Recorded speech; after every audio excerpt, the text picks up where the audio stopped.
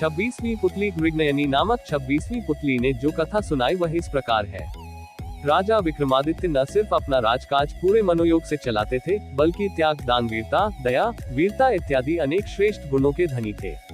वे किसी तपस्वी की भांति अन्न जल का त्याग कर लंबे समय तक तपस्या में लीन रह सकते थे। ऐसा कठोर तप कर सकते थे कि इंद्रासन डोल जाए। एक बार उनके दरबार में एक साधारण सी वेशभूषा वाले एक युवक को पकड़कर उनके सैनिक लाए। वह रात में बहुत सारे धन के साथ संदिग्ध अवस्था में कहीं जा रहा था। उसकी वेशभूषा से नहीं लग रहा था कि इस धन का वह मालिक होगा, इसलिए सिपाहियों को लगा शायद वह चोर हो और चोरी के धन के साथ कहीं चंपत होने की फिराक में हो। राजा ने जब उस युवक से उसका परिचय पूछा और जानना चाहा कि यह धन उसके पास कैसे आया, तो उस युवक ने बताया कि वह एक धनाढ्य स्त्री के यहाँ नौकर है और सारा धन उसी स्त्री का दिया हुआ है। अब राजा की जिज्ञासा बढ़ गई और उन्होंने जानना चाहा कि उस स्त्री ने उसे यह धन क्यों दिया और वह धन लेकर कहाँ जा रहा था। इस पर वह युवक बोला कि अमुक जगह रुककर स्त्री ने प्रतीक्षा करने को कहा था। दरअसल उस स्त्री के उससे अनैतिक संबंध है और वह उससे पति की हत्या करके आकर मिलने वाली थी। दोनों सारा धन लेकर कहीं दूर चले जाते और आराम से जीवन व्यतीत करते। विक्रम ने उसकी बातों की सत्यता की जांच करने के लिए तुरंत उसके बताए पते पर अपने सिपाहियों को भेजा। सिपाहियों ने आकर खबर दी कि उस स्त्री को अपने नौकर के गिरफ्तार होने की सूचना मिल चुकी है। अब वह विलाप करके कह रही है कि लुटेरों ने सारा धन लूट लिया और उसके पति की हत्या करके भाग गए। उसने पति की चिंता सजवाई है और खुद को पतिव्रता साबित करने के लिए सती होने की योजना बना रही है।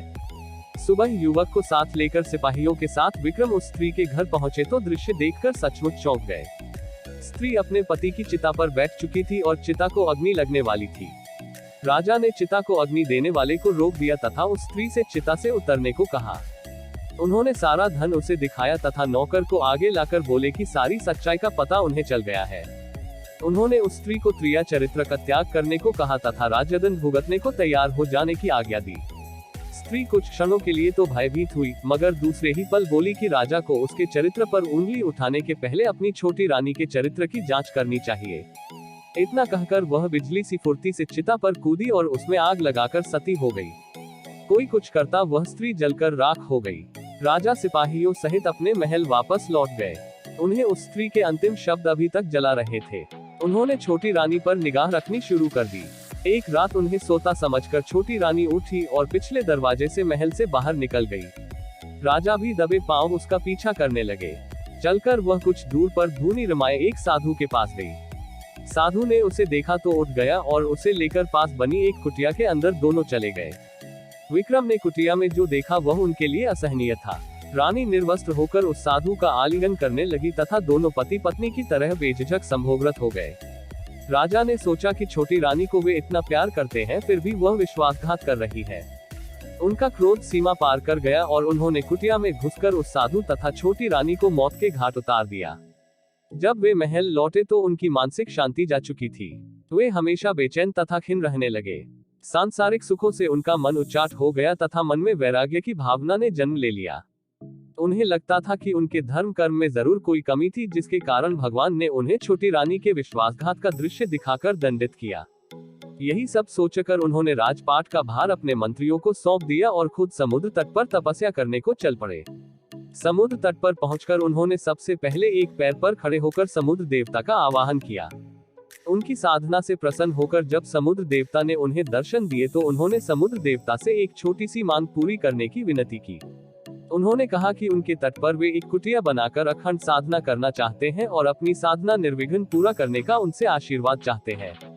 समुद्र देवता ने उन्हें अपना आशीर्वाद दिया तथा उन्हें एक शंख प्रदान किया। समुद्र देवता ने कहा कि जब भी कोई दैवीय विपत्ति आएगी, इस शंख की ध्वनि से दूर हो जाएगा। समुद्र देव से उपहार लेकर विक्रम ने उन्हें धन्यवाद दिया तथा प्रणाम कर समुद्र तट पर लौट आए। उन्होंने समुद्र तट पर एक कुटिया बनाई और साधना करने लगे। उन्होंने लंबे समय तक इतनी कठिन साधना की कि देवलोक में हड़कंप सच गया।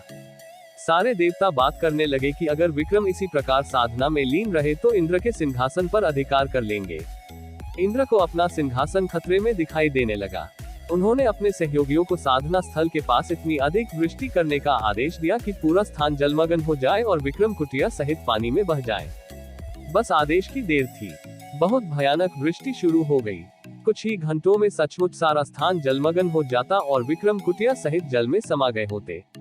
लेकिन समुद्र देव ने उन्हें आशीर्वाद जो दिया था, उस वर्षा का सारा पानी उन्होंने पी लिया तथा साधना स्थल पहले की भांति सूखा ही रहा। इंद्र ने जब यह अद्भुत चमत्कार देखा तो उनकी चिंता और बढ़ गई। उन्होंने अपने सेवकों को बुलाकर आंधी तूफान का सहारा लेने का आदेश दिया। इतने भयानक वेग से आंधी चली कि कुटिया तिनके तिनके होकर बिखर गई। सब कुछ हवा में रुई की भांति उड़ने लगा। बड़े बड़े वृक्ष उखड़कर गिरने लगे। विक्रम के पांव भी उखड़ते हुए मालूम पड़े। लगा कि आंधी उन्हें उड़ाकर साधना स्थल से बहुत दूर फेंक देगी। विक्रम को समुद्र देव द्वारा दिया गया शंख याद आया और उन्होंने शंख को जोर से फूंका। शंख से बड़ी तीव्र ध्वनि निकली। शंख ध्वनि के साथ आंधी तूफान का पता नहीं रहा। वहां ऐसी शांति छा गई मानो कभी आंधी आई ही न हो। अब तो इंद्र देव की चिंता और अधिक बढ़ गई। उन्हें सूझ नहीं रहा था कि विक्रम की साधना कैसे भंग की जाए। अब विक्रम की साधना को केवल अप्सराओं का आकर्षण ही भंग कर सकता था। उन्होंने तिलोत्तमा नामक अप्सरा को बुलाया तथा उसे जाकर विक्रम की साधना भंग करने को कहा। तिलोत्तमा अनुपम सुंदरी थी और उसका रूप देखकर कोई भी कामदेव के बाणों से घायल हुए बिना नहीं रह सकता था। तिलोत्तमा साधना स्थल पर उतरी तथा मनमोहक गायन वादन और नृत्य द्वारा विक्रम की साधना में विघ्न डालने की चेष्टा करने लगी। मगर वैरागी विक्रम का क्या बिगाड़ पाती। विक्रम ने शंख को फूंक मारी और तिलोत्तमा को ऐसा लगा जैसे किसी ने उसे आग की ज्वाला में लपटका हो। भयानक ताप से वह उद्विग्न हो उठी तथा वहां से उसी क्षण अदृश्य हो गई। जब यह युक्ति भी कारगर नहीं हुई तो इंद्र का आत्मविश्वास पूरी तरह डोल गया।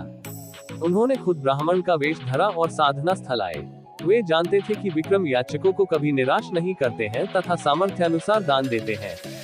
जब इंद्र विक्रम के पास वे पहुंचे तो विक्रम ने उनके आने का प्रयोजन पूछा। उन्होंने विक्रम से भिक्षा देने को कहा तथा भिक्षा के रूप में उनकी कठिन साधना का सारा फल मांग लिया।